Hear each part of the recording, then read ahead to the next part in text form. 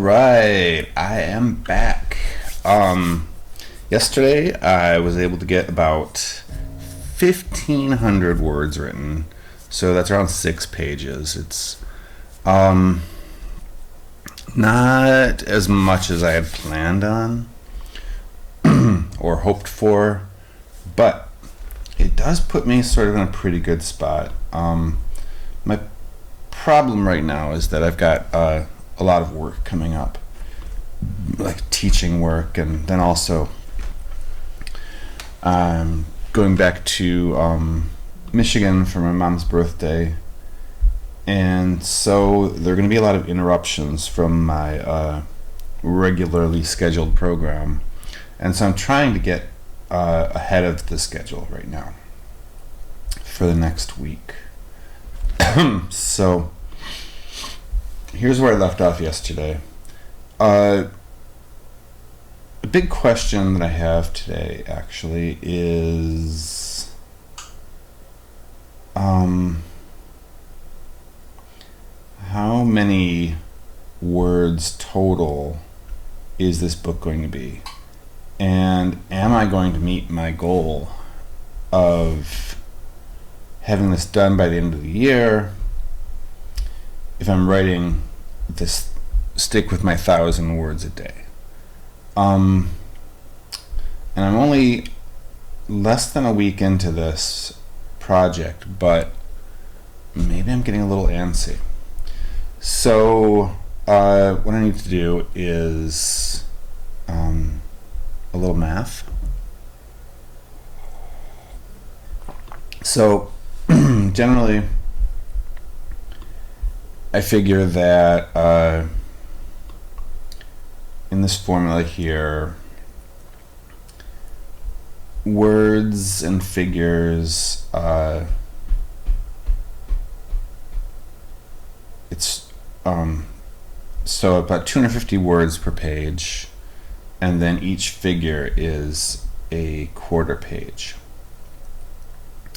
So what I need to do is I need to integrate this into my daily schedule estimate here, and just start out with a simple little formula.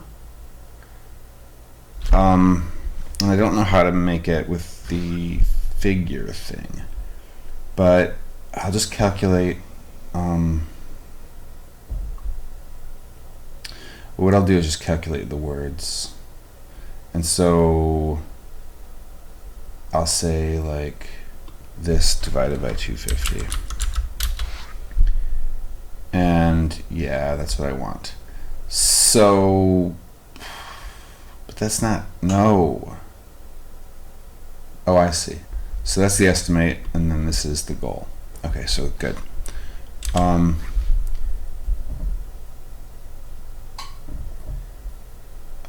This divided by 250,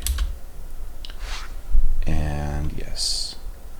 So the book's going to be 320 pages, but there are a lot of those pages that are taken up by the table of contents, the index, the back matter, these part pages, things that just automatically take up space without me having to do anything. So we've got 8 of these, we've got 2 of these, we've got maybe 18 of these, so, and then 2 of these, so I think that all adds up to about 40. So there's probably 50, I'm going to say 50 pages just of stuff that I don't need to do. So really my goal should be like 270 pages that I write. And so I'll just write that down. My goal, 270 pages.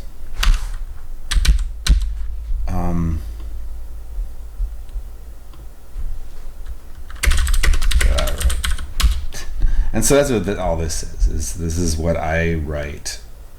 So according to this here, I'm gonna get there really end of November. That would be fantastic if that actually is what happens. So if I stick to my schedule of 1,000 words a day, I could be at, theoretically, finished with this book 2 months ahead of my deadline, which would be great, but that's not really what's going to happen. But I'm going to try to make that happen. So now I figure I'm somewhere around 29 pages, really.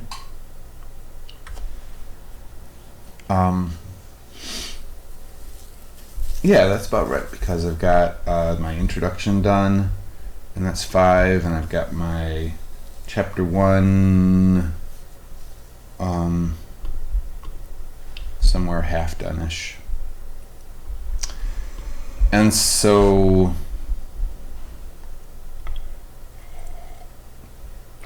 this is great. I've got 2 days, according to my schedule here, to finish chapter 1. So, without further ado, that's what I'm working on. And I'm writing here about coding with an AI navigator. And this is something where this is a brand new technique, and I've got to do some research. I said this thing about it's most similar to the backseat navigator style, but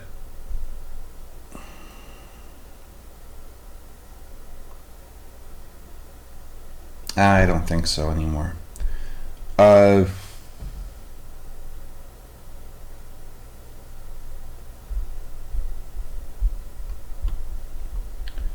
Let's just say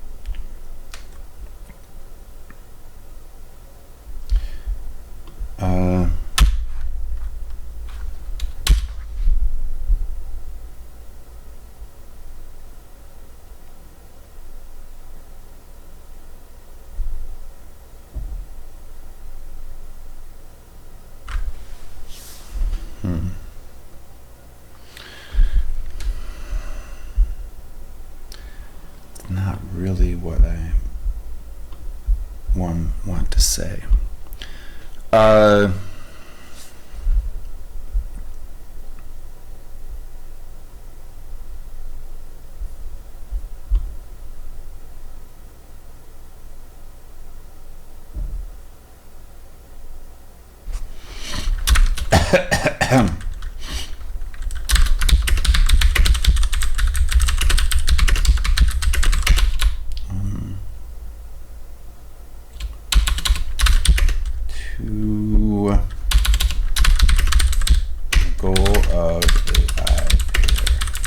Programming is similar to that of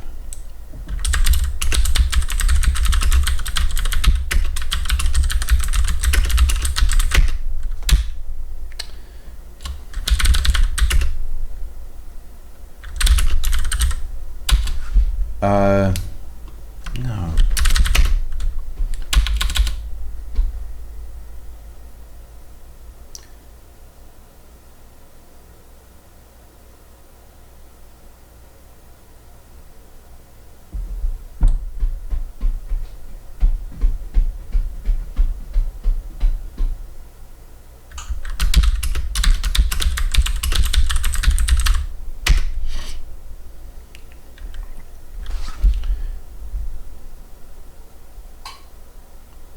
don't think the AI is really the navigator.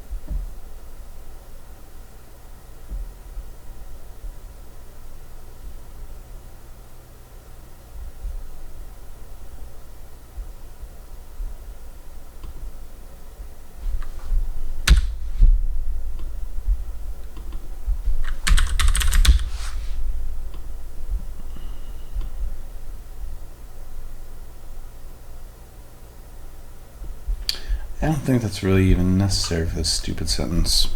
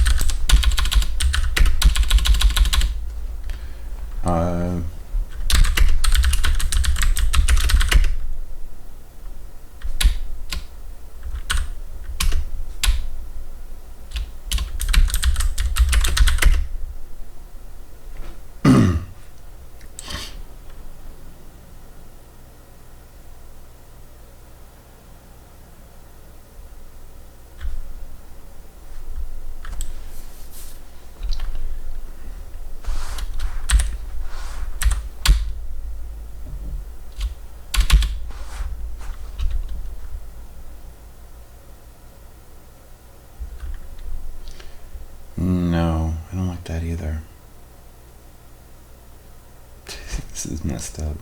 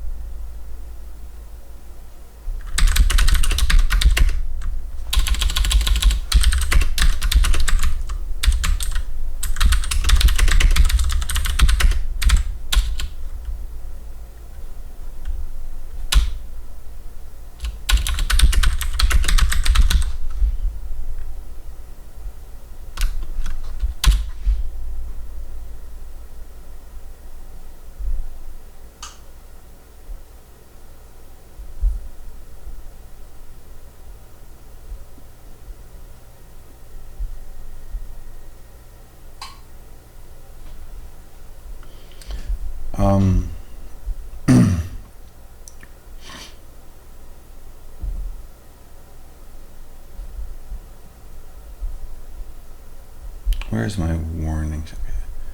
Okay. What's available?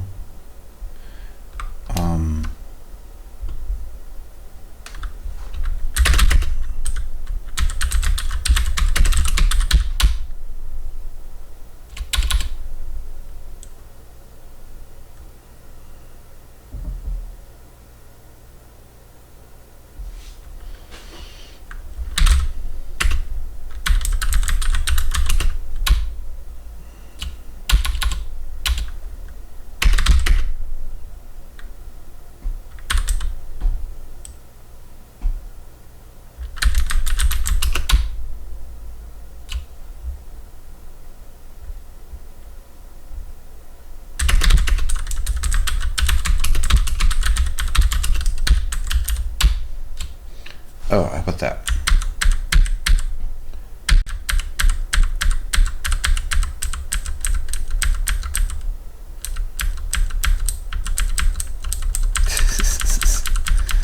Oh, keep on. I'm trying to get back to where I was.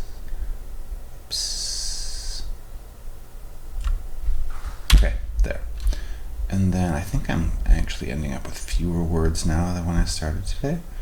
But I'm not going to panic here. Learning to code.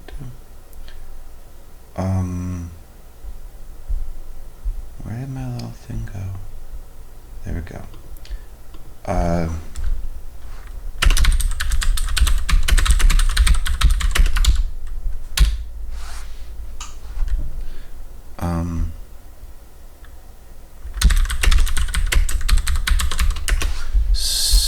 So let's make sure this is still true.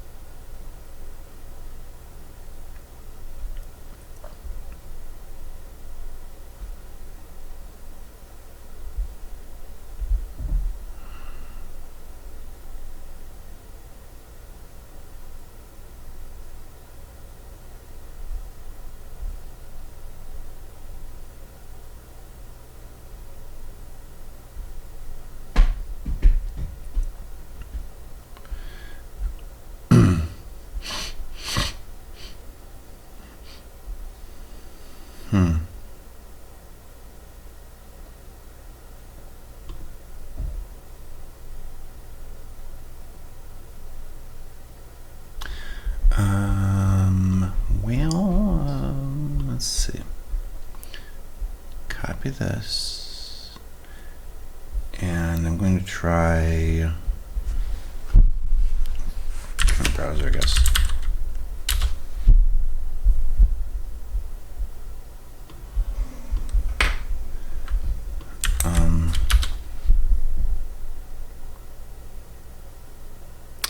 Shoot.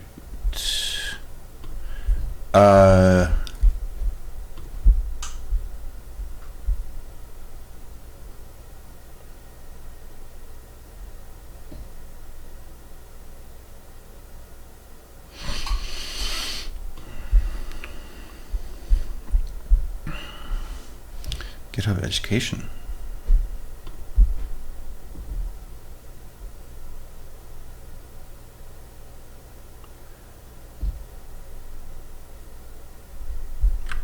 Let's try that.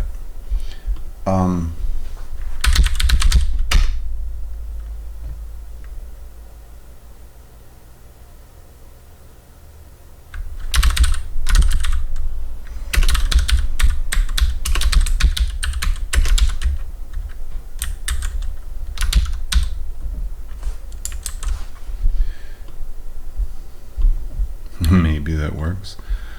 Uh,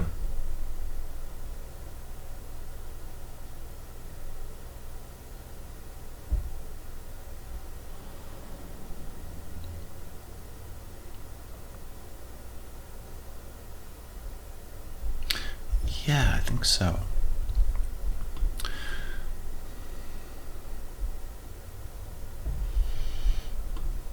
All right, so that's good. I'm not so great with the putting in the correct formatting and everything, but I think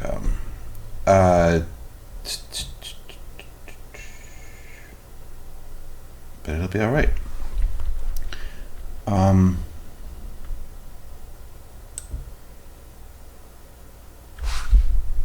Pros and cons.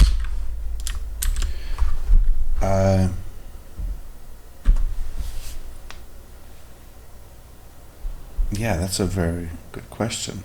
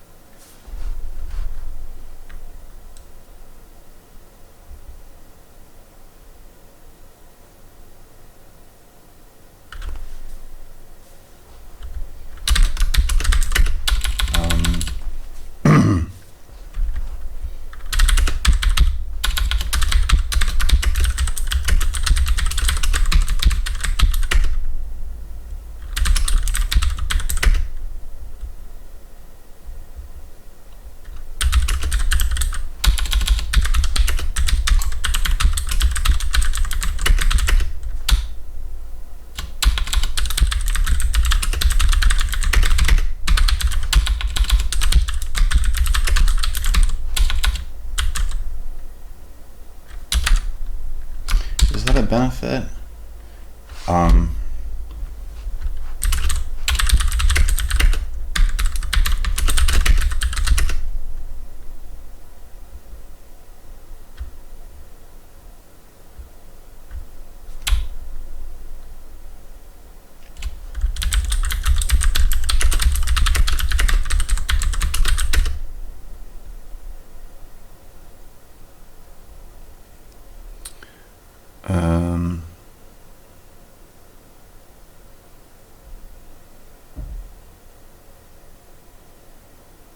More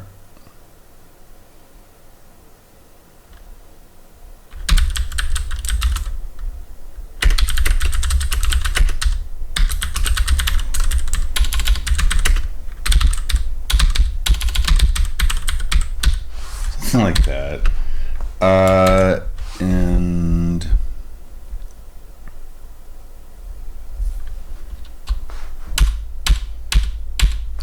that maybe 3 is always a good number.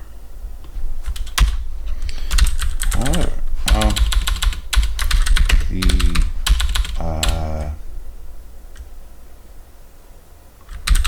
cons of pair programming with AI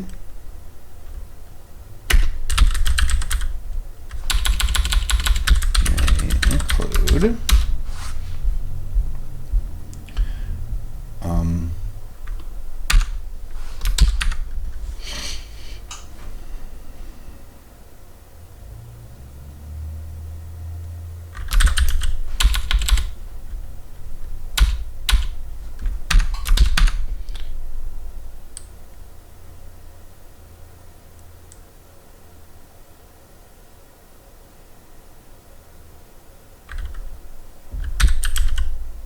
multiple coders on a team.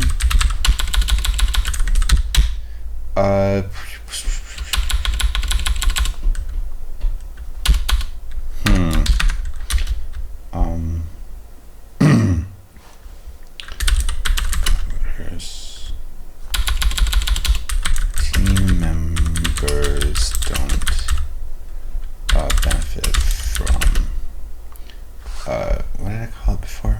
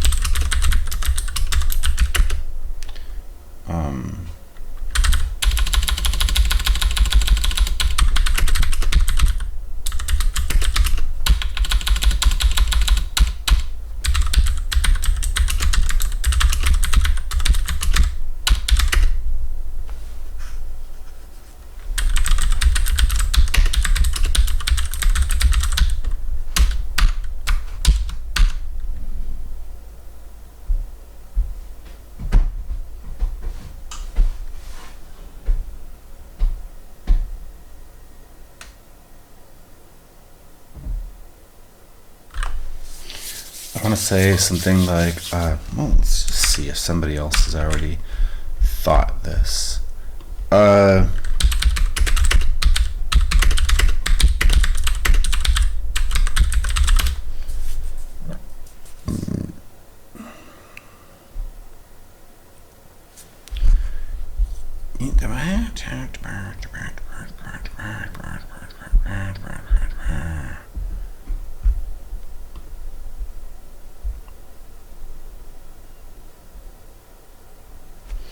Yeah.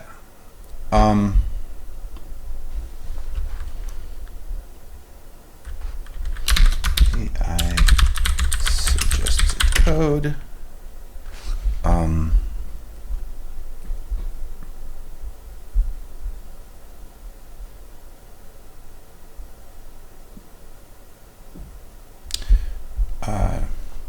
May not be accurate or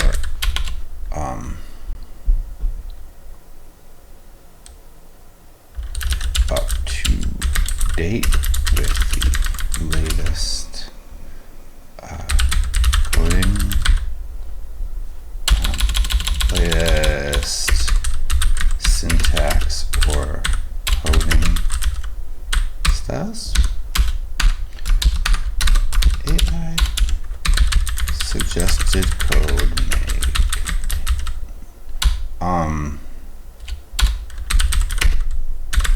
may contain security or flaws or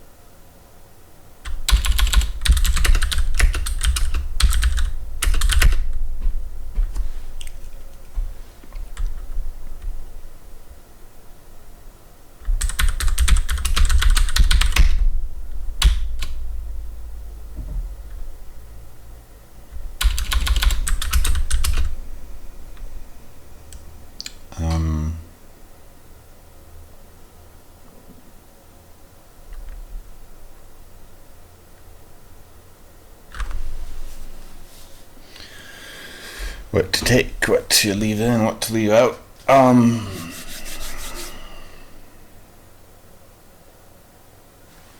You could just say better. The AI suggestions may often be acceptable or even good. And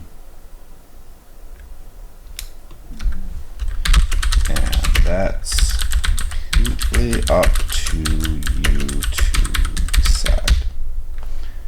I think that's okay. It's not great.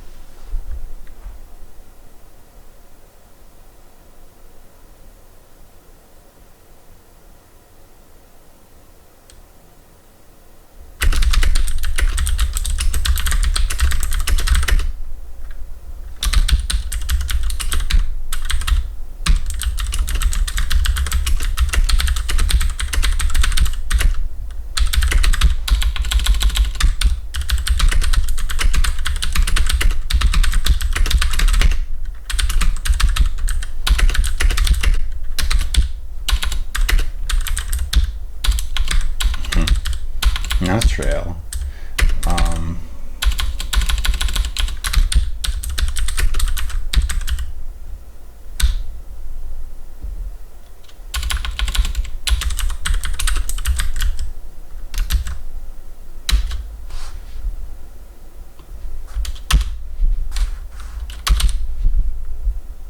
H2.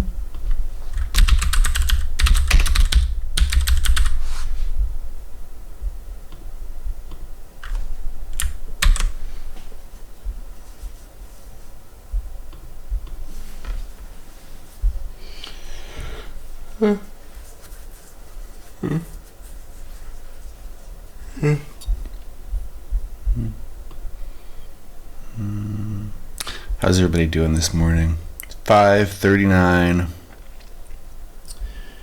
here in lovely, wet Oregon.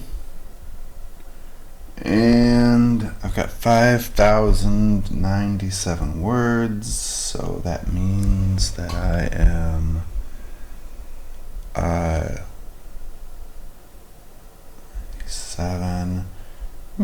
about 300 words into today.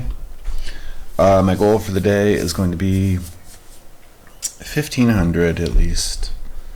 I'm feeling pretty okay. I'm at 18. This chapter is going to be 36 pages, but it's going to have a lot of images, and I think this hands-on exercise is actually going to be a very long section with code examples and much more. A lot of images. And so what I'm going to need to do here is probably make a new Gmail account, sign up for GitHub, and just kind of do this as if I'm coming in completely fresh. And I might do it, I'll probably do it inside of Windows using Parallels, Parallels Desktop. And so I've got Windows 11 here. And yeah, I think that'll work pretty okay. I can take all my screenshots in Windows and go through this whole process of signing up for Copilot, and then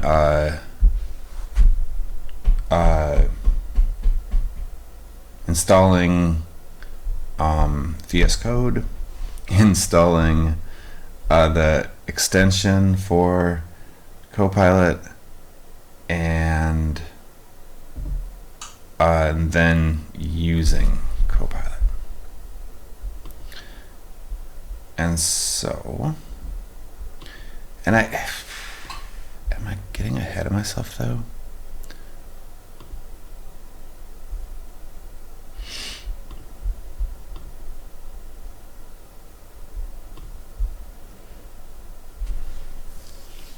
Here's the question.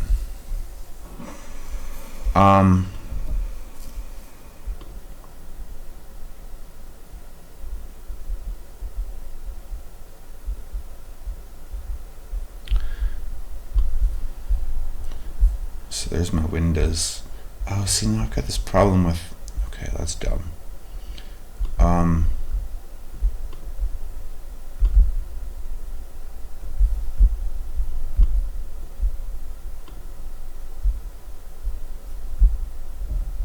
I can't get to taskbar. Exit full screen. There we go.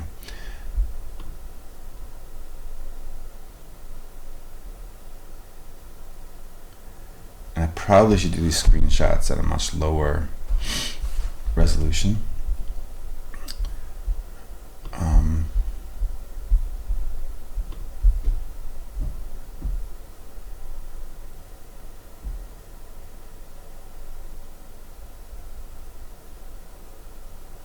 What is this baloney?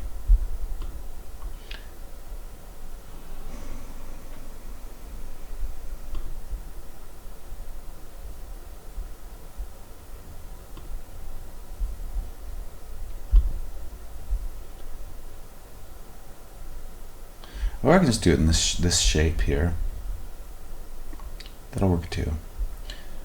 Okay, but the big problem here, well, I'll just need to make that new GitHub account. Okay, I'm gonna take a break and get some more coffee. So I'll just put up my break time thing.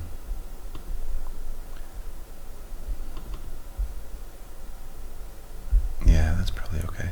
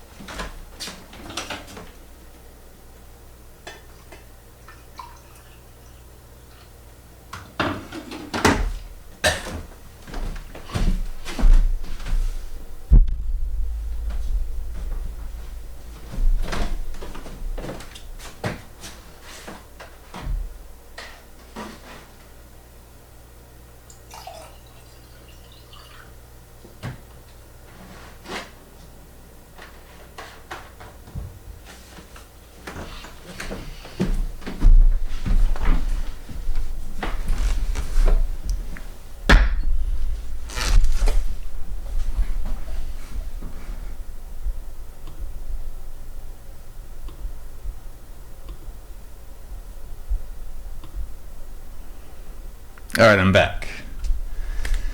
All right, so I got all kinds of ideas about what I'm going to do. I need to clear out the history here.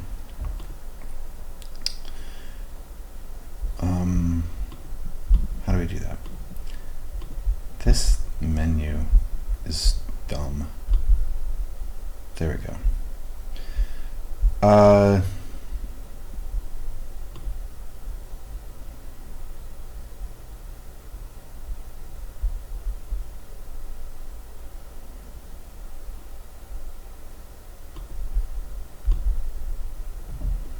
wonder how we do that.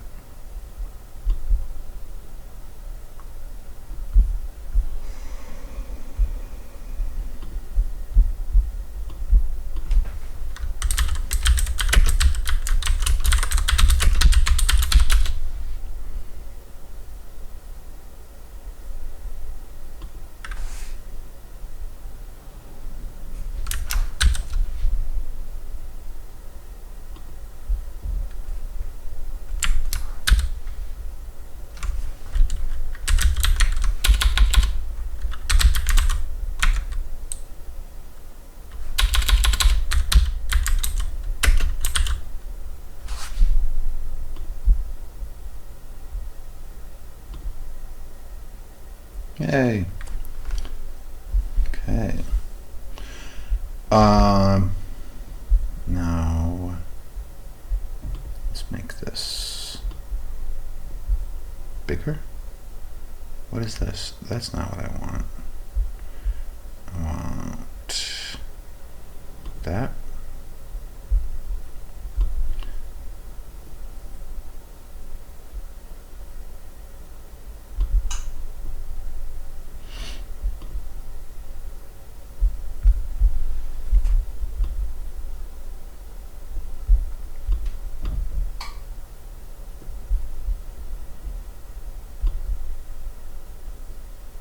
Okay. So what we're going to do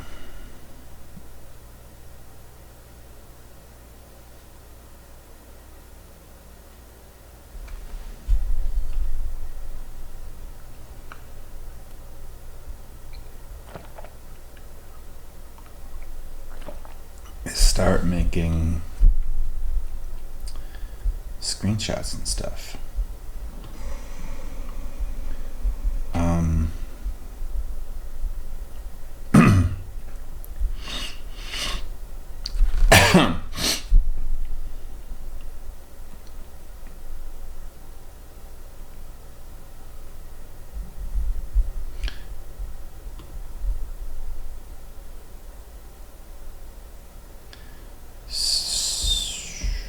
I should start from nothing though.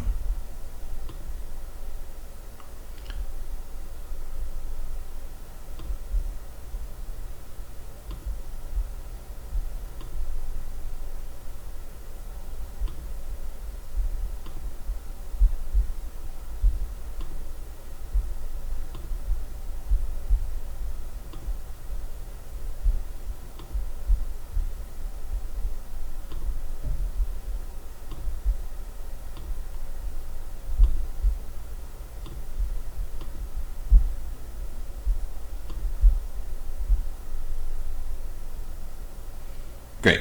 No extensions. Pretty sure I'm still signed into GitHub.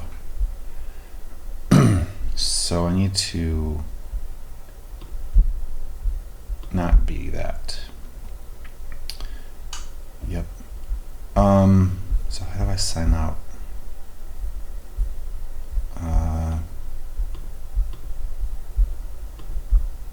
Get out of here. I don't need this.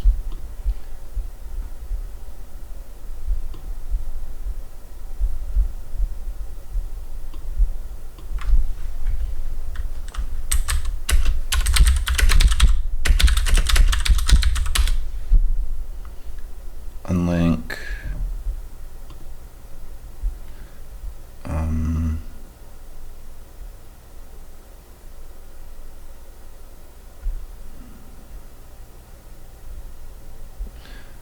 On the bottom of the side panel, there's an account. Okay. Sign up.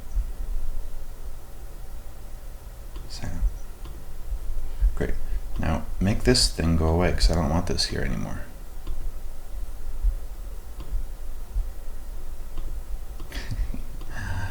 Oh.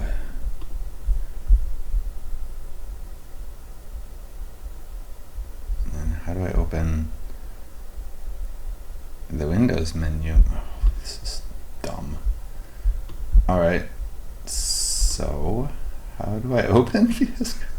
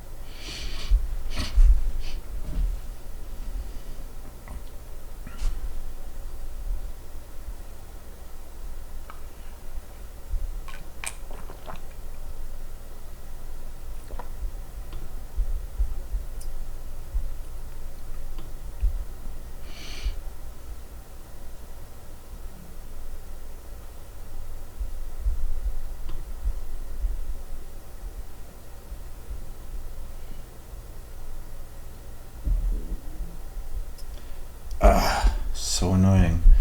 Okay, so I need to change my Mac system settings, perhaps. And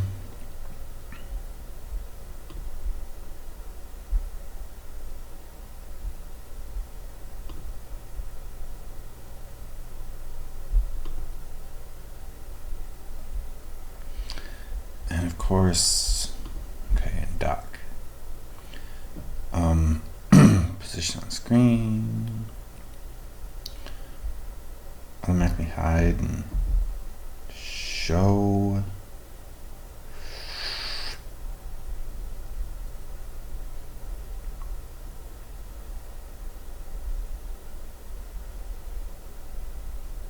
Okay, so what happens if I don't? Then I absolutely can't get to my Windows menu. Okay. Well, that's dumb. How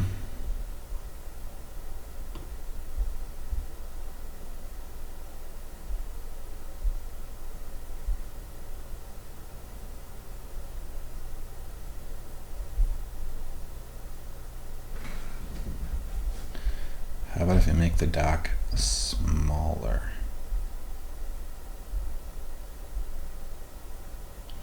I mean, I don't need it bigger than that. All right, let's try that.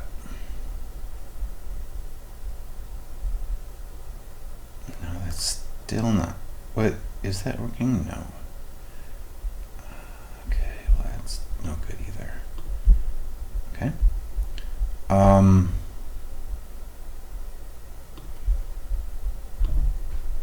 Make it bigger again. How big can it be?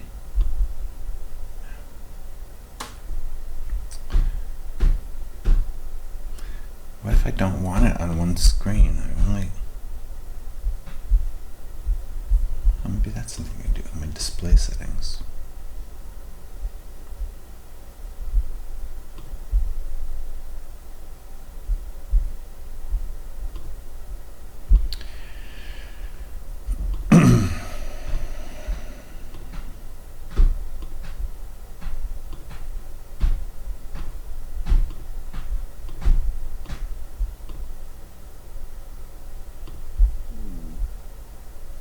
Nope.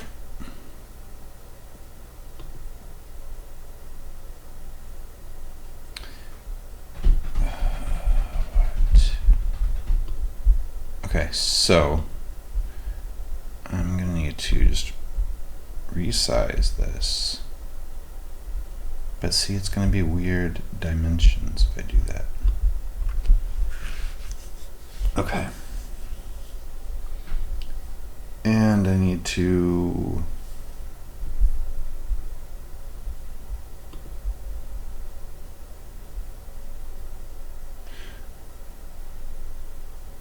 so what if the Windows thing is always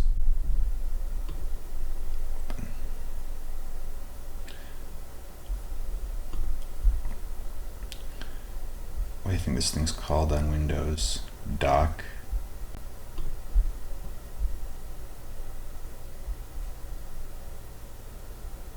Taskbar.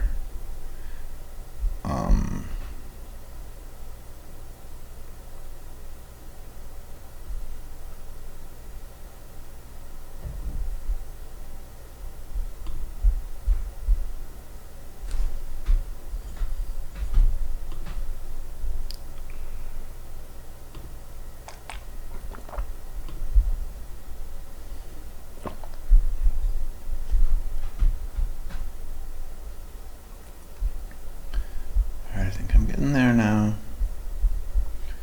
So now, let's make this thing big. And now I can open stuff. Yes.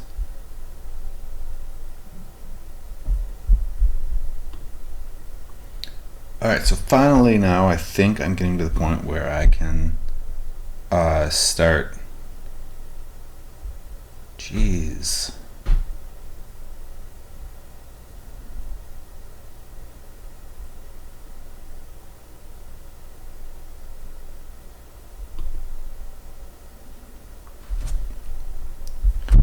All right, let's learn more.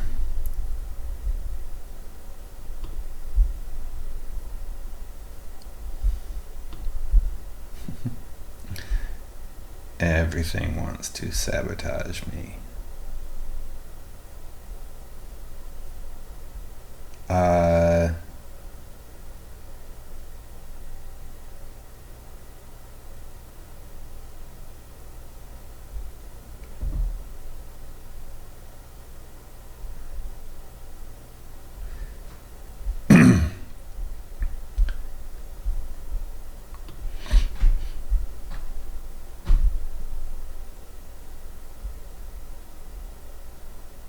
I mean, I'm assuming this is the 64-bit version.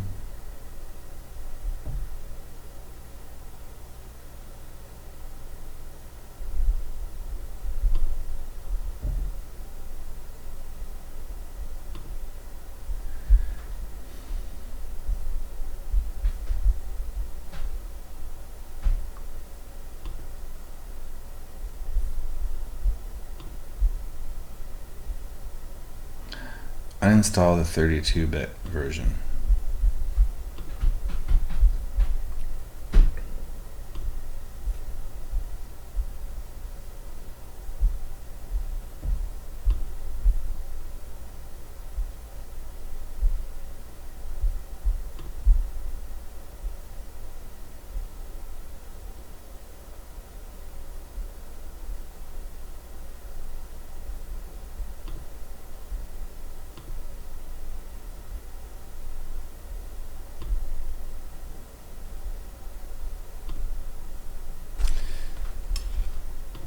Okay. Do you like that? Now, where did it go?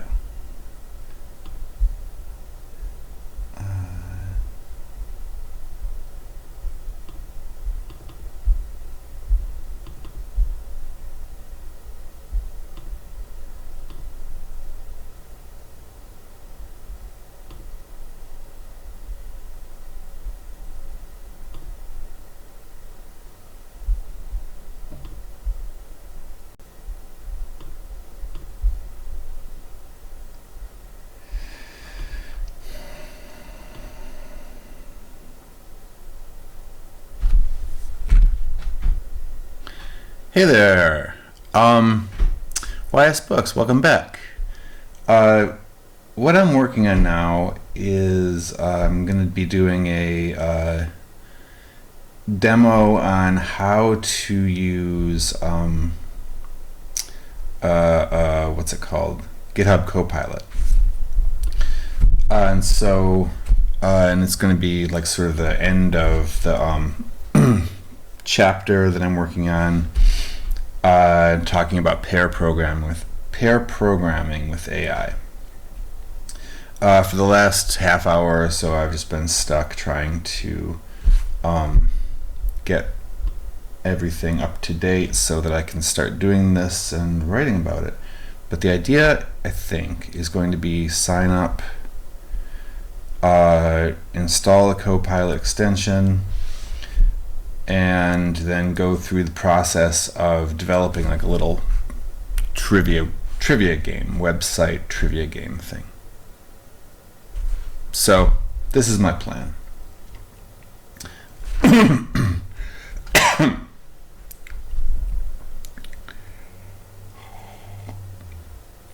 I think now I am officially ready to try this, and if this works, I can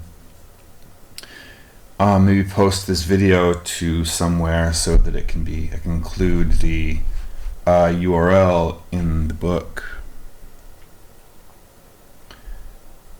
and that could be cool. And so regardless, what I'm going to do now is just do this, and then I'll have the video for later and I can write about it. I think that'll be, well, yeah, let's do it. So first step will be to go to extensions and search for Copilot. And then install GitHub Copilot. So when it's finished installing, you will get this pop-up here saying you need to sign in to GitHub, and so you'll need to click on that and allow access to sign in to GitHub. This is going to open up a browser, and here you'll sign into GitHub. I cannot sign in using this account because I already have a GitHub account with this email address. So I need to have a new email address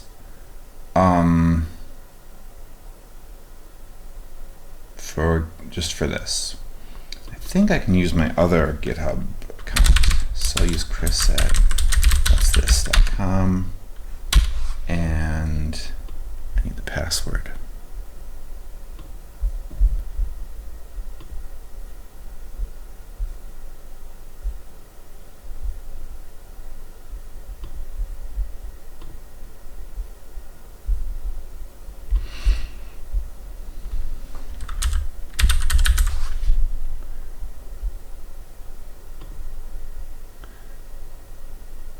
Okay, so my username is what's this co, password is that, sign in.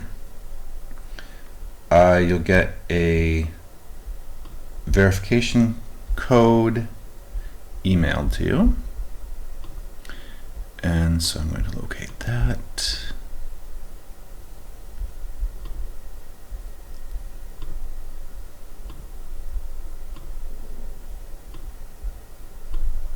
There it is.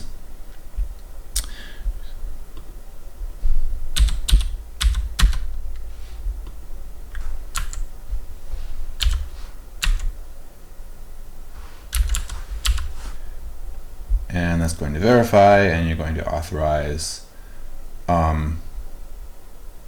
Visual Studio Code. And wait, why is this on Mac now?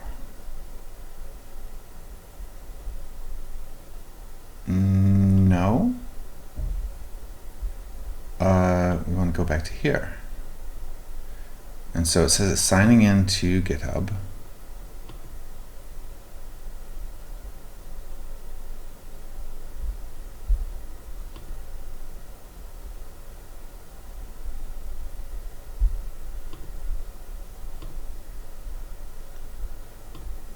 Let's try that again.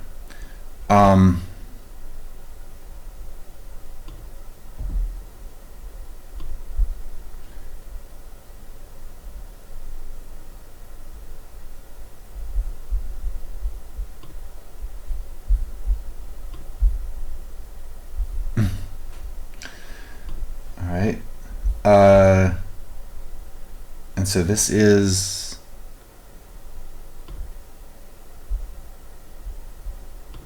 okay.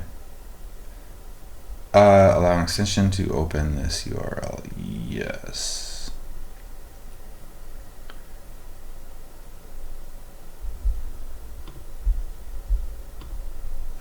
Darn.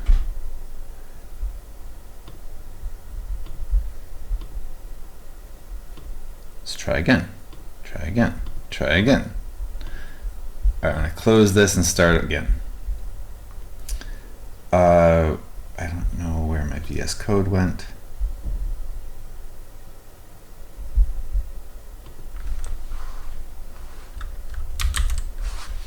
World Gorilla Day. That's cool.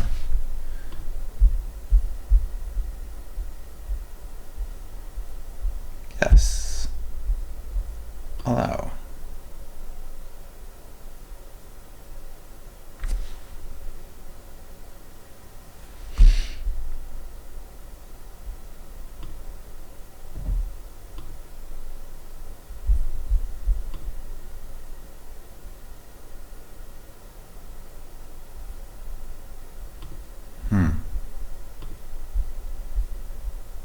Open. Open. Okay, so no access to GitHub Copilot found. And so now this is fine. We need to sign up for GitHub Copilot. And so this is going to open a browser and it's going to say start your 30-day free trial. And so that's what we want to do. Oh.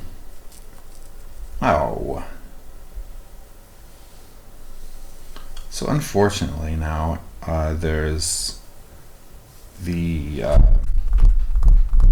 sign up process. So we'll have to just write in the book that you're going to need to provide payment information to be able to do this, yada yada, etc., etc. And so I'm going to just put that down as some magic that is going to have to happen, and that people can try that. And so now I'm going to need to sign in under my account that actually has access.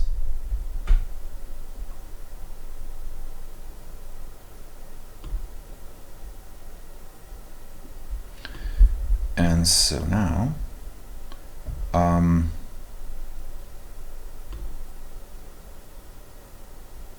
great.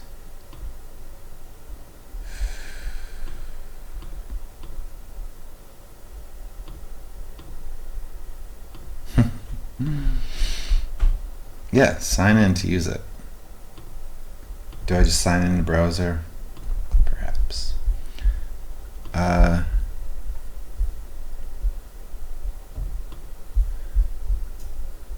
so yeah, this is the fun part.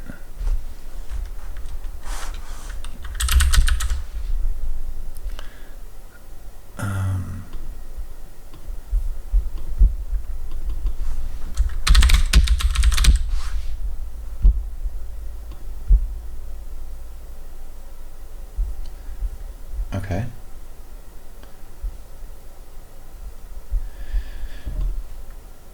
There we go. And now do that. And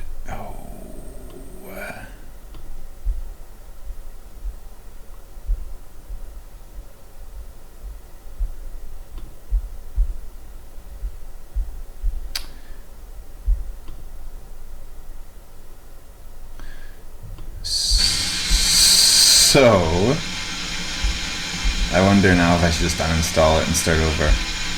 Let's do it.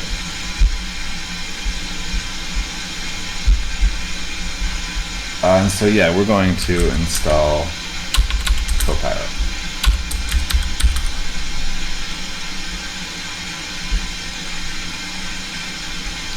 Sign to GitHub. Allow. open, open.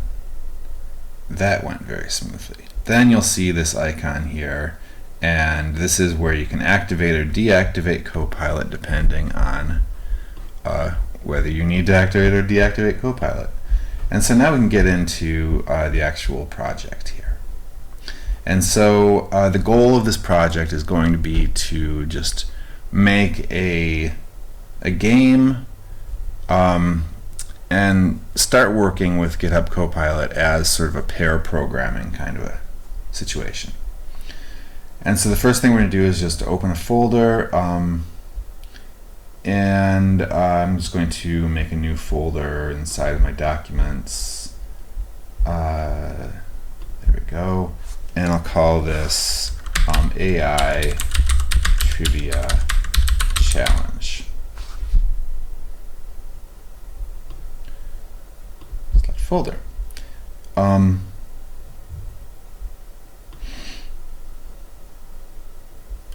And so yes, so I'm storing this. That's fine. Store it on my Mac. I'm doing this inside of Parallels Desktop, so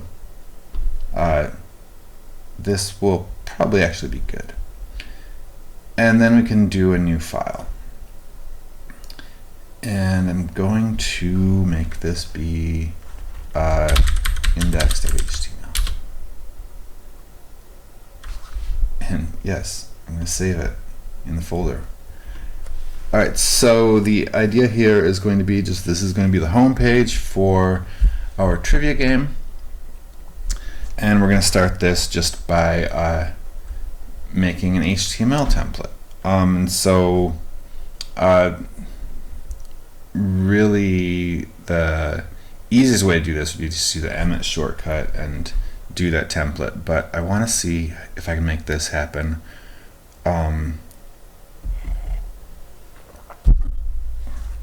by prompting chat or the Copilot. So we're going to put in a comment and say this is homepage for trivia game about machine learning, something like that. And then like that, and see if it has some suggestions. It does. And so we want to go through and just decide whether these suggestions make sense. And then if they do, we accept them. And so this looks good so far. That's all pretty much what I would do. Hopefully it's going to close the head, yes. And then it should open the body next. And there we go. So if we look over this, the big problem here is that this is wanting to create a PHP script. So that's not what we really want. And so I'm going to look at different solutions here. So these are all it's looking for PHP. So none of this is actually what we want. We want a JavaScript application. And we'll say this game will display one multiple question multiple choice question at a time using JavaScript that gets data from a JSON file. And so now we've got some context. And so if I do this now, okay, yes. So this looks a lot better. It's going to display a quiz inside of the div, inside of the container. It's got buttons for previous question, next question, start over, and results. And then it's including a JavaScript file. So that's great. I'm just going to accept all of that and then go like this. And is it going to do additional suggestions? No. So that's perfect. So obviously the next thing to do is to create quiz.js and style.css. So we're going to make a new folder called CSS, and we're going to make a new, we're going to make a new folder called JS. Inside JS, I'm going to create a file that I'll call quiz.js. And then inside of CSS, I'm going to make a new file that I'll call style.css. And so this matches up with what it's done so far. Really importantly here, we're going to leave index.html open because this is going to provide context for quiz.js and style.css. So Copilot will use open files as context for new files. And so now we're going to just start a comment here. And I think probably no, Copilot isn't suggesting a comment here. It knows what it's got to do, but I'm going to also give it a JSON file. So we'll create a folder called data, and we'll say new file will be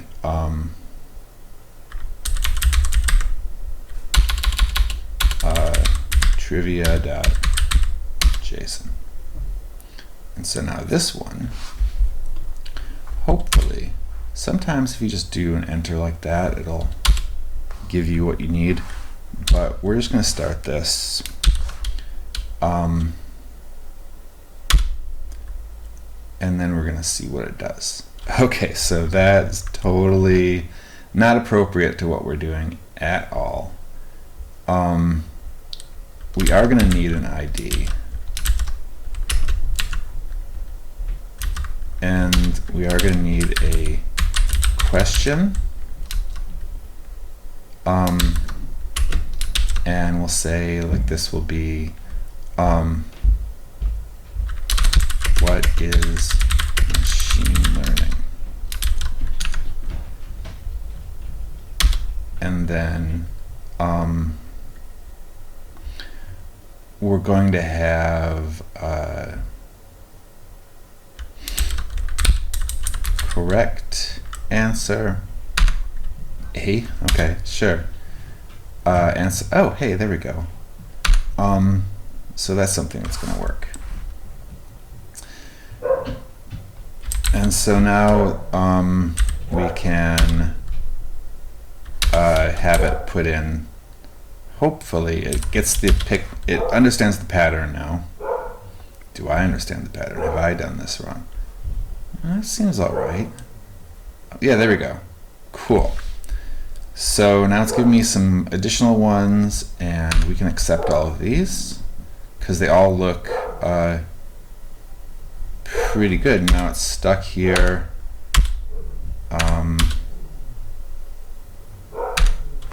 And do they all have 3? Yeah, so this is good. And then we'll close that out, and we'll just leave it here. That's enough questions. And so now it has data, and this is something that we can work with the quiz. So we can, we'll need to fetch this data. So we'll need a function called load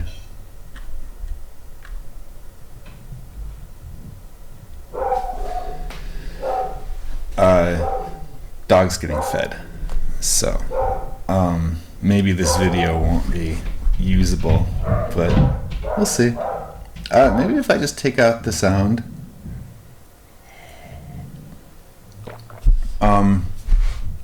There we go. So this is not going to work. I can see it already.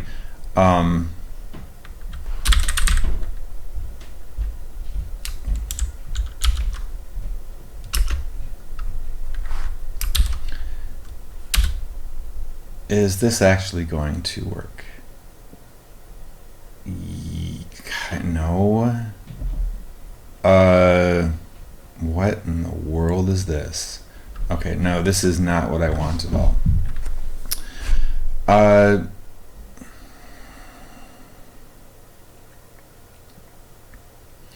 So here's where we need to provide a lot more guidance to this script than I have. And so here, I'm going to get rid of all of this. And I'm going to say,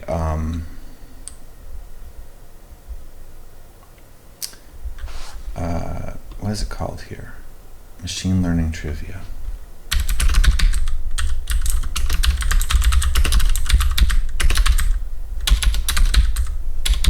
Quiz loads data from data /trivia JSON and displays questions and possible answers in index.html. Really? And that's, I mean, that would be cool if it does use the Google Charts API to display a pie chart of the results, but that, I don't think that was really in my initial requirements here. I'm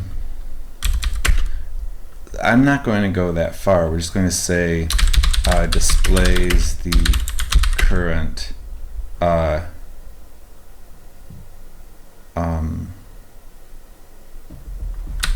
question number and score, I guess so. Yes, so that's good. Yes. Yeah. The leaderboard? No, we don't want a leaderboard. And so, yeah, let's try this. And so, well, we're not here. It says var questions equals. We want to use the latest syntax. And so, yes, that's fine. And so here, yeah, we're going to load the data. So we're going to fetch that, and then we're going to do a thing, convert it, and then we're going to push it into the trivia data array, and then call the display questions function. So I think all of that is pretty okay. I don't know if that's really, well, I think it can work. And so here now we're going to, we have a display questions function. And this took a few seconds here, and if we look this over, it has comments, it has a question number, so it's selecting that element in the HTML, and then it's going to display that it says question one, something of however many questions are in the data file. We're going to display the current score, and that's fine. And then display the current question and the possible answers. And without looking at my HTML, I think this might work. So I'm going to just accept it, and then I can test it out. And so yes, here's the part where it's going to tell me display the final score. And sometimes you just need to let it think for a minute. Sometimes entering in another carriage return will do the trick. And you can see whether it's still working with the if the icon is spinning down there.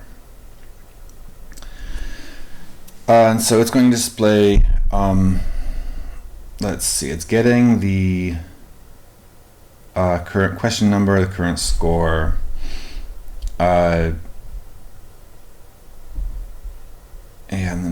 this is strange. Let's look at the other solutions. Yeah, so this is more like what we want. So the final score is going to be whatever the final score is that it's going to get from the HTML document, which that's not a really great way to do this either. But it's not that important. Oh wait, so this is just getting, it's getting a reference to the element, and then it's populating it with a message. And so that's all. That actually is pretty good. And so yeah, we need to handle the next button. So next question, and it seems like this is just fine. And then previous question, when the previous question is clicked, and that is going to do the trick. And then now it's starting to repeat itself. When it starts repeating itself, that's how you know that it's out of ideas and you need to give it some more information. YS Books, that's a very good idea, a random function. Yeah, let's take a look here. So display question is going to display the current question,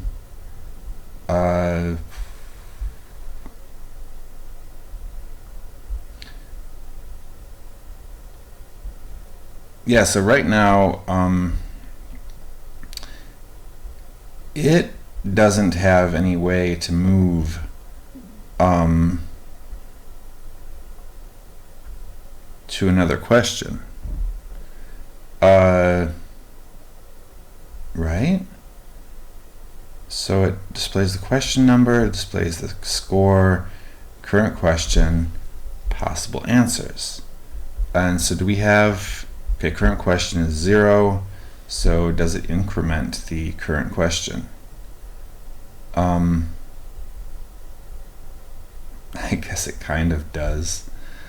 Yeah, so every time display question is called, it's going to display current question plus 1. I have some real problems with this, I don't know.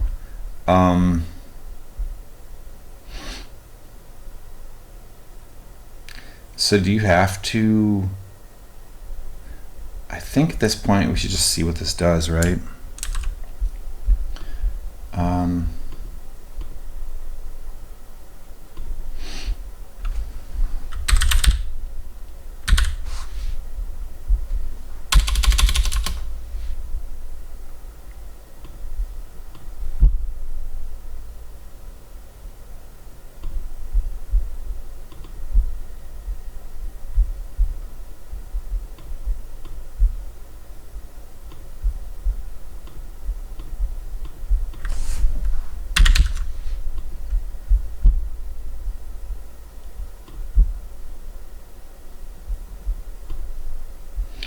Okay, so we've got a Coors error, and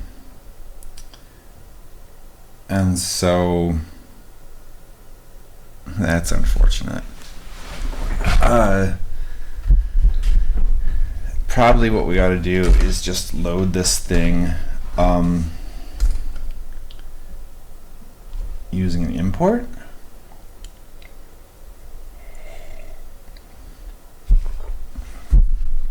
because unless I build a server now, I'm not going to get around this CORS error.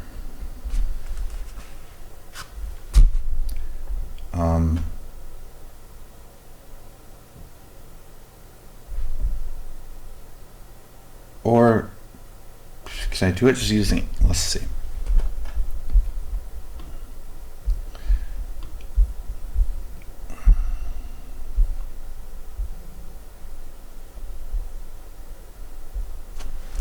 Yeah, we don't have a server, so this is not going to actually work.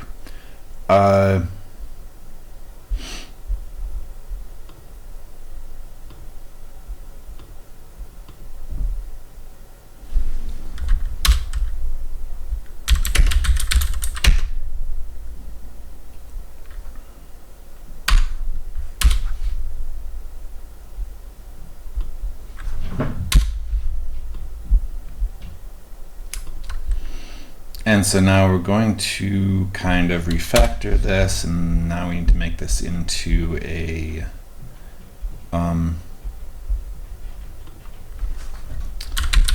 export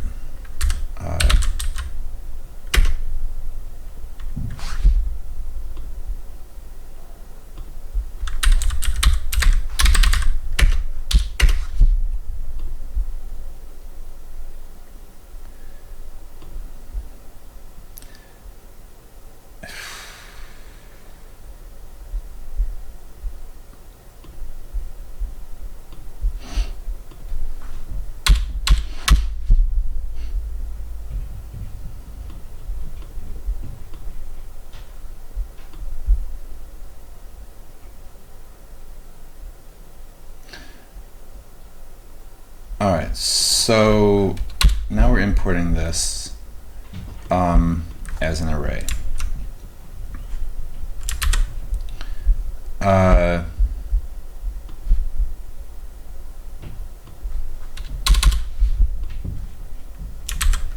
And that should get us around the CORS error.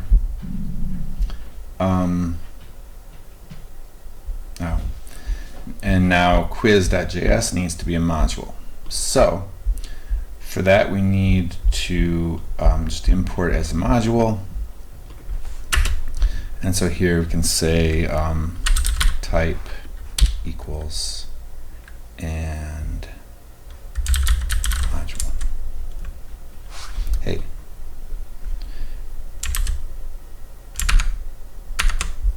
Oops.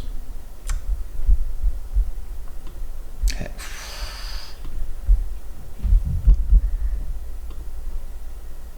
Access to script at quiz.js from origin null has been blocked by CORS policy. Get. Wait, why is that?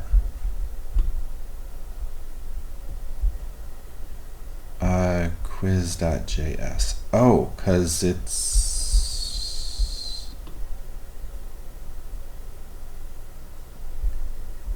that's not.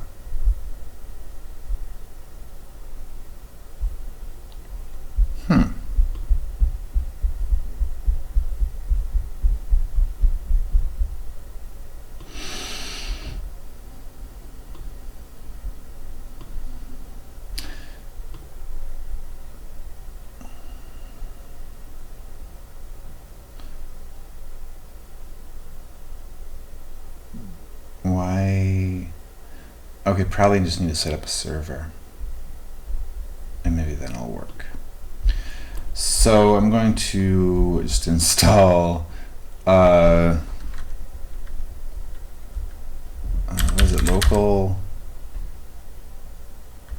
no, what's a script, serve, live server. We're going to install a live server here. And so that's good. And now if I run index HTML, hopefully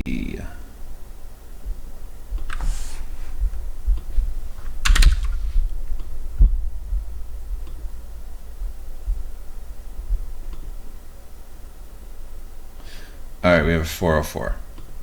for data/trivia.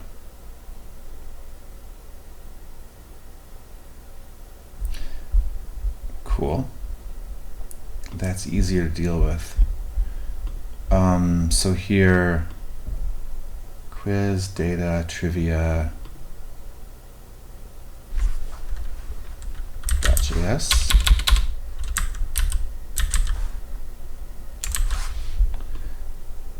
And then it is called trivia data. It's an array now, sorta.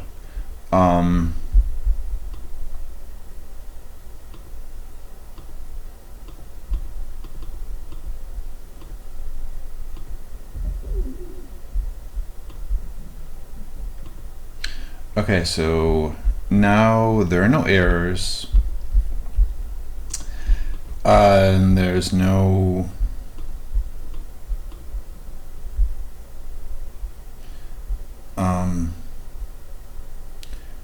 we got, yeah, so that's okay. Let's just try hard reload.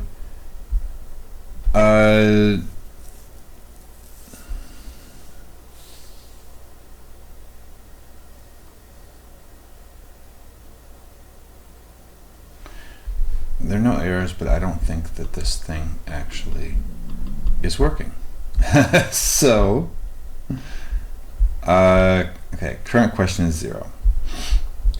This is not really an array. So, one thing we might want to do is just convert this actually to an array. Does this chat work?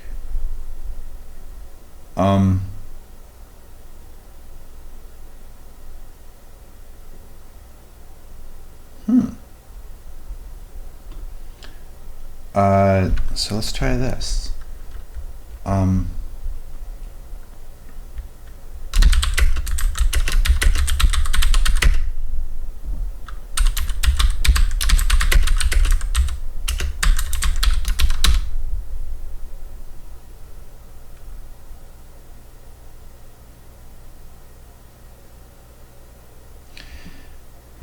Yeah, okay.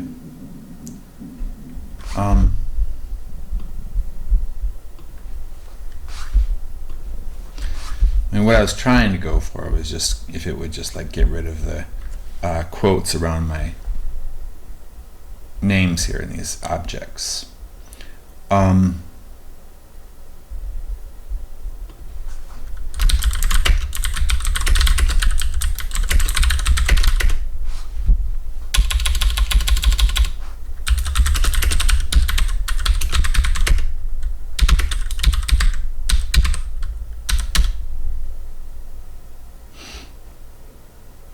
Hey, there we go.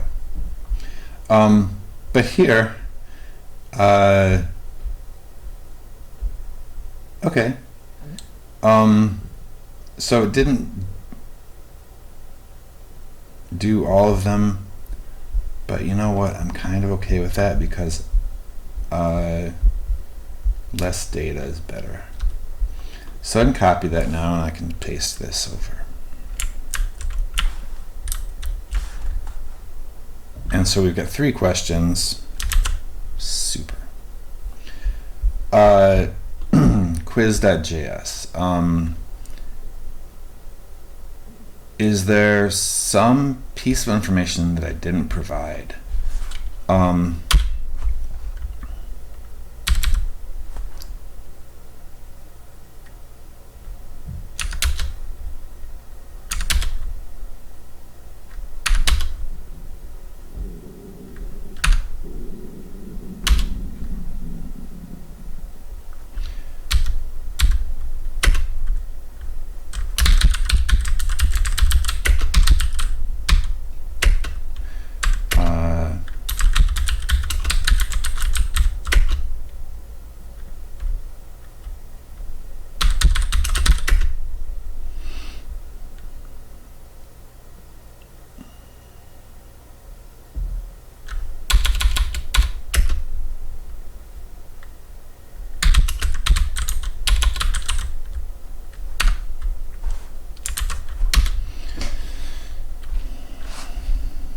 Cool.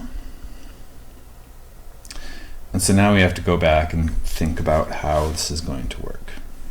And I'm tempted to,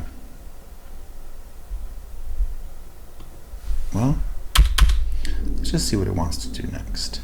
Display the correct answer when the show answer button is clicked. Okay, fine.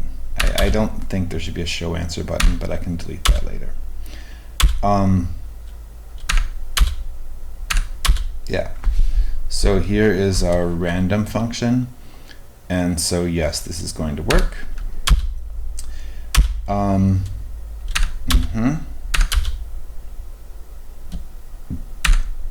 that's cool.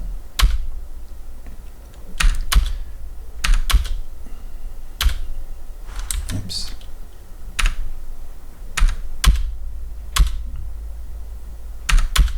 And we do need event listeners.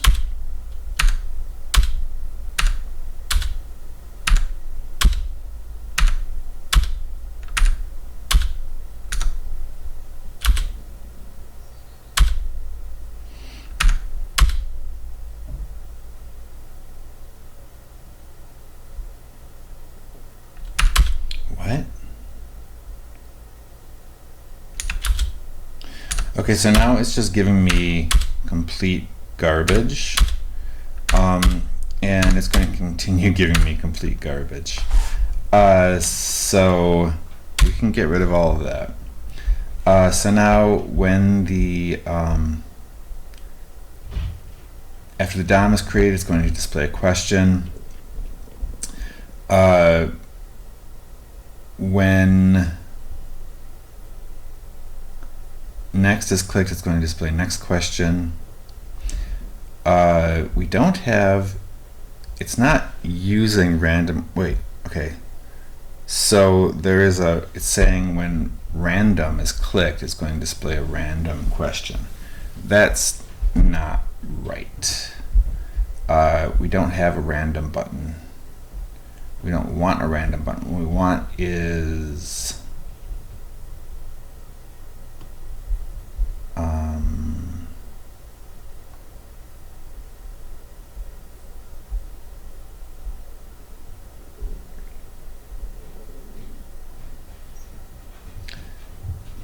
for it to see, this is all kinds of goofed up.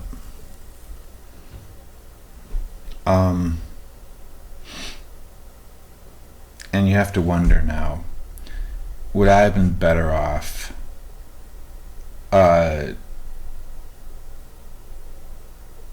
not using AI to code this?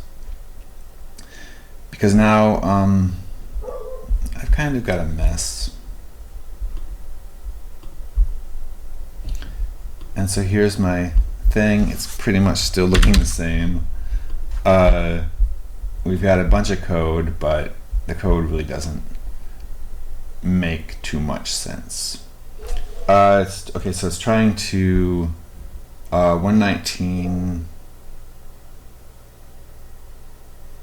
apparently text content and whatever this is at 119 don't actually exist. And so we'll say 119.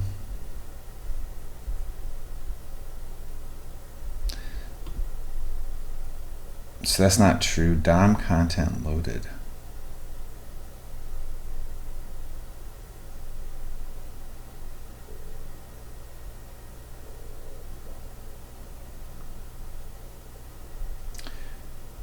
We've gotten ourselves into a real pickle.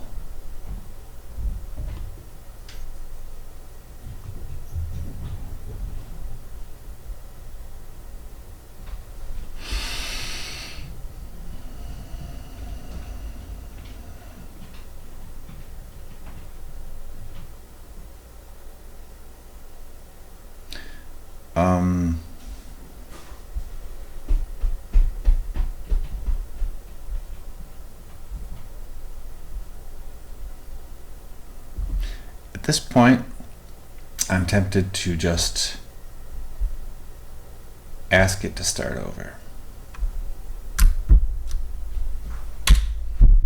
And we can do that because sometimes that's the easiest thing to do. So that's exactly what we want. We want to get the HTML elements. That's a good strategy. I like this better. And so we need to make sure that, yeah, these things actually exist. Okay, is it just going crazy now?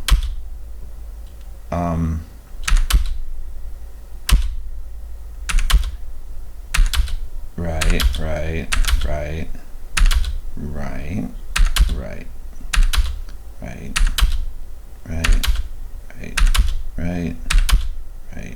Wait. Okay, again, it's generating a whole bunch of craziness.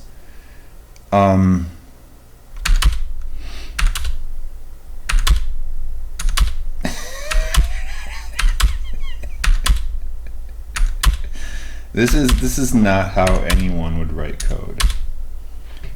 Oh my goodness. We're gonna go with it just for entertainment value here. But this is cracking me up. Wait, is it just going over and over? Okay, this is baloney. We're gonna have it try that again. I probably need to provide some more guidance because at this point it is just doing some really weird stuff. And so let's look at our HTML and we're going to design this thing a little bit more. It's got this quiz.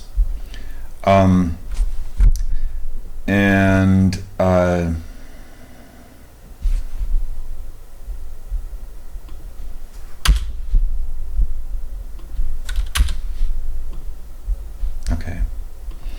JavaScript gets data from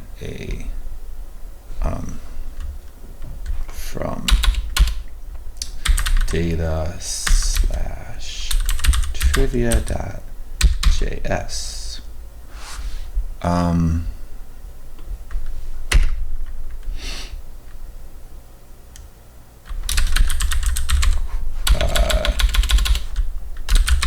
Possible answers will display with radio buttons to their left when a button is clicked. When a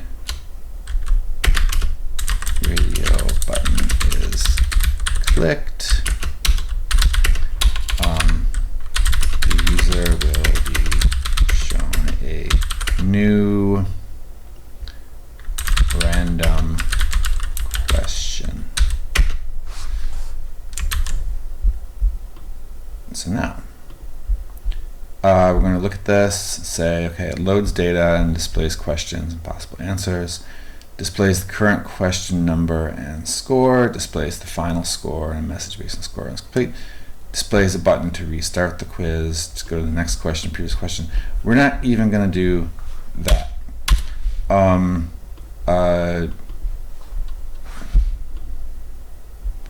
And we don't need this.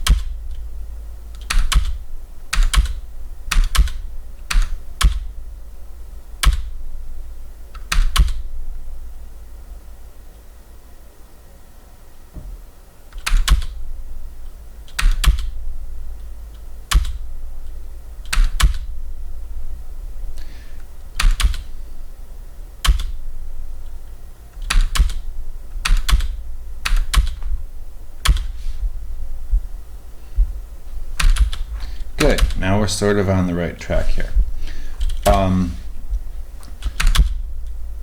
So how is it going to display these? What I want is for it to make me a radio button. So it displays, okay, yes, that's exactly what it's doing now. And it has an answer, and it has an ID that is unique for each answer. It has a label with the question or with the possible answers, and then displays the current score and question number. I have a feeling like it's doing better this time. So this should be my display. Yeah.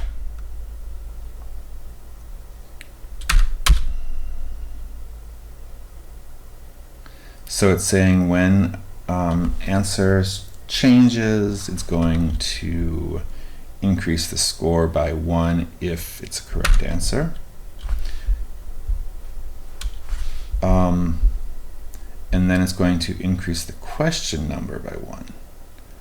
All right, so here it's not randomly selecting a question number. So I'm going to undo what I just did. And we're going to wait for it to generate me something new.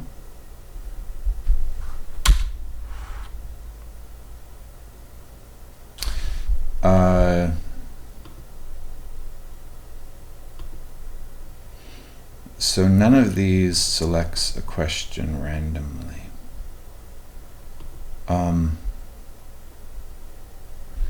So let's do, let's accept by words. So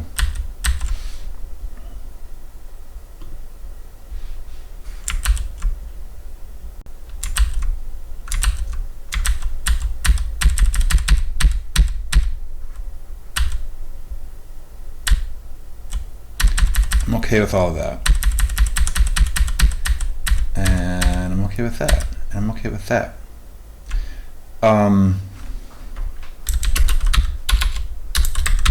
Randomly select a new question and update the current question number. Great.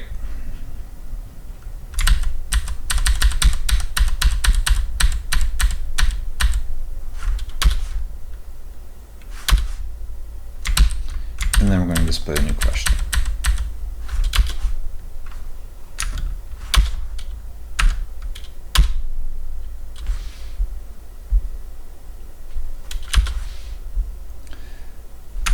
Okay. Yeah.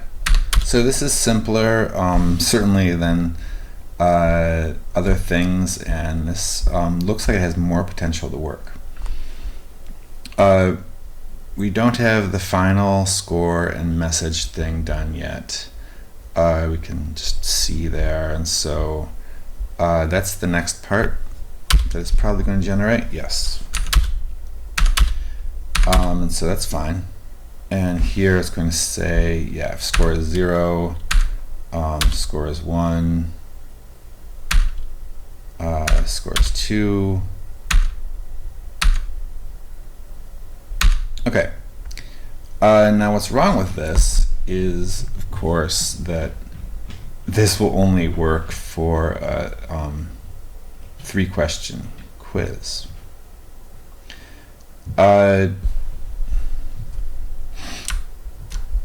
So we're going to change this. We're going to say calculate the final score percentage and display the final score and message. So now hopefully we're going to see that, yeah, it's giving me a percentage, and we'll say that it's 70. That's fine. So that's a lot closer to what we wanted. And so now we're going to say when if the Answers element, add event listener, change. So this is adding another event listener to the same thing I had. And we're saying that if this is the end of the quiz, we're going to display the final score. Cool. Yeah, and we'll display the restart button.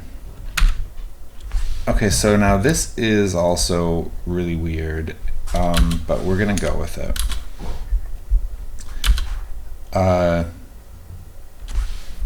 And so now it is, okay, so we do need to actually call the final score function.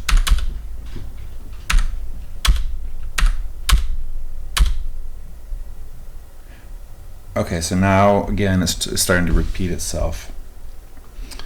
And so we're going to try this out. And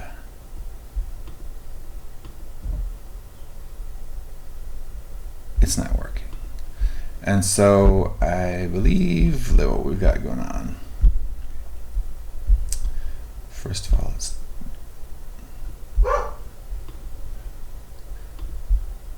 reload everything, look at the console.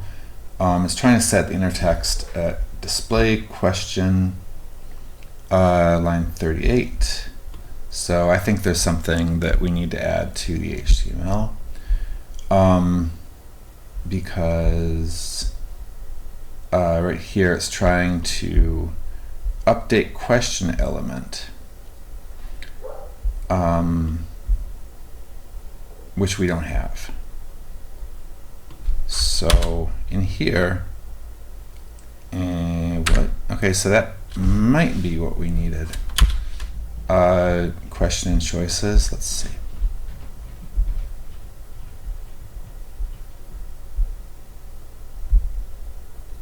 Answers. Score. Question number.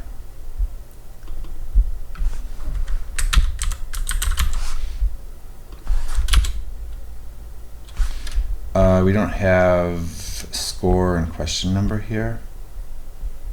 And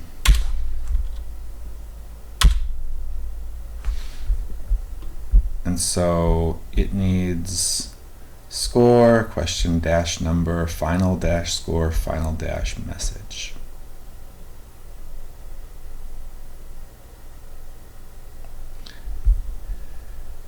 Question, answer, score, question number.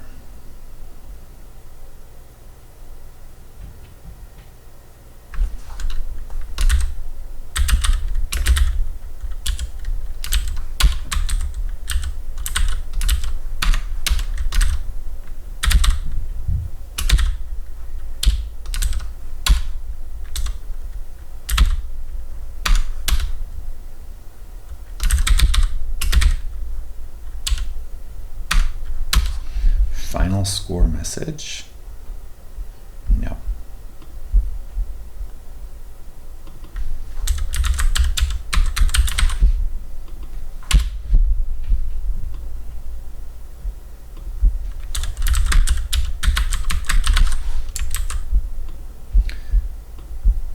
So question, answer, score, question number, final score, final message, restart button.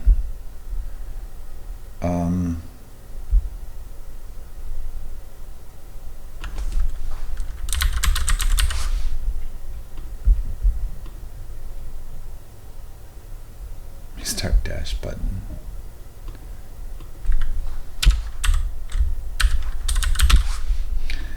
Again, you wonder if I might be better off just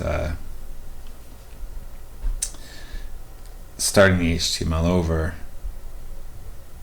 and having it generate new HTML based on what's in the JavaScript now.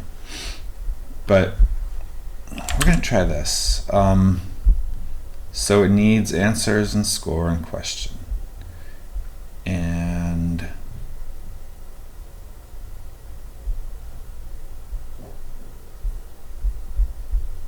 let's try this. Okay, so now we're getting somewhere.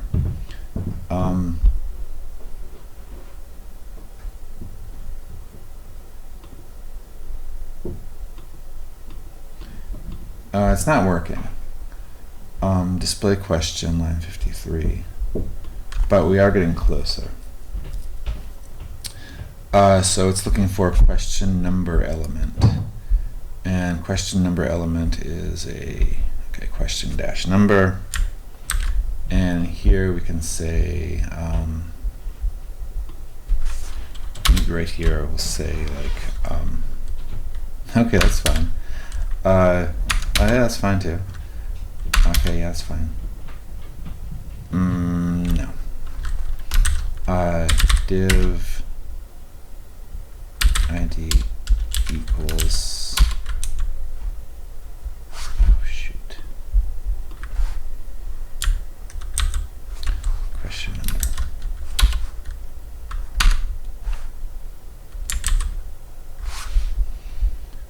Back to here.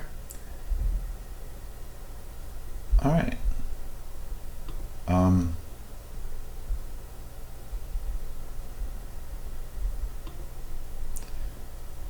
Okay, so we get sorry you did not pass the quiz. So we've got now a pretty basic and somewhat functional application here. From here, it's up to you. I think, adding some CSS would make this a lot better. Adding more questions would allow you to be able to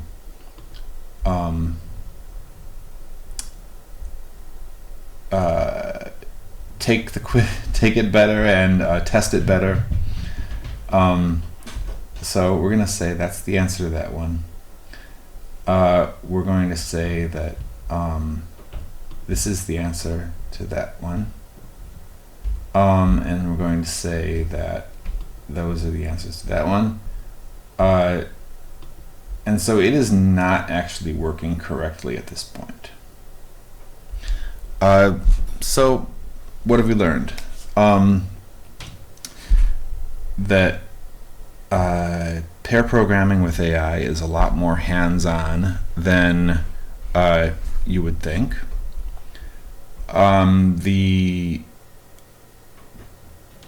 The generative AI model is going to give you bad code, and it's especially prone to giving you bad code if you don't give it enough context, if you don't clearly specify what it is that you want. And sometimes it's better just to start over and realize that you did not provide enough context, or that your ideas about the program have changed, and so you'll need to just start from square one again. And it's not that hard to do. Sometimes part of what it will give you is correct, and so you can just go through, you can use control right arrow to just go word by word through the suggested code, and then when it gets to the part such as with my addition of the random function, where you want it to diverge from what it was previously trying to do, you can do that. And so that is, we're going to call this the first hands-on exercise, and call it a partial success at this point. And then later, after I go eat breakfast, I'm going to actually type this up as a hands-on exercise for the book. And so, yeah. Thanks for joining me. I will most likely be back in an hour or so to type things. So long.